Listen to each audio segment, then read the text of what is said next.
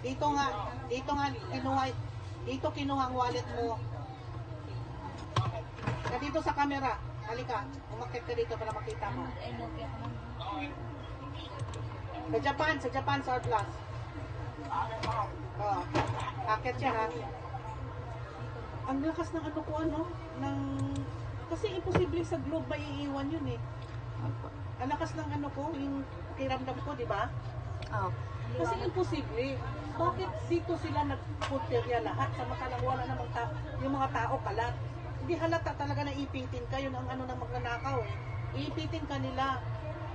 Kasi parang inipit talaga kami eh. Anong barcode yun, Dave? Paano nga yung barcode? Yung last digit.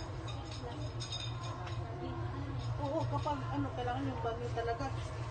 Yung asawa ko kasi baka nakabukas yung bag niya. Pero baka ako ang punterya nun eh. Kaya lang nahalata ako kasi kaya lumabas agad ako. Hindi ko na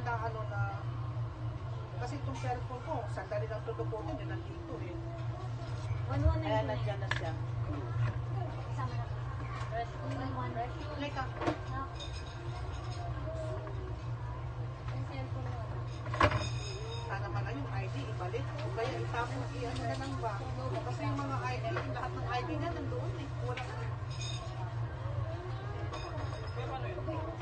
Paano i-report yan, madam? Sige po, wait pa. Na-report pa yan. Kita nga daw eh. Ang lakas ng loob nila eh, samantalang may CCTV naman. Ha? Nakamas ba sila? Yung isa pong babae, hindi. Ay, kasama niyo. Yung lookout, hindi. Ah, halata mo kasi yung look. Ayan. Hindi. Sasagot ko sa akin, hindi namimili eh. Sagot ko pa nga sa akin, namimili. Pero na, nagtukutan ka na pala.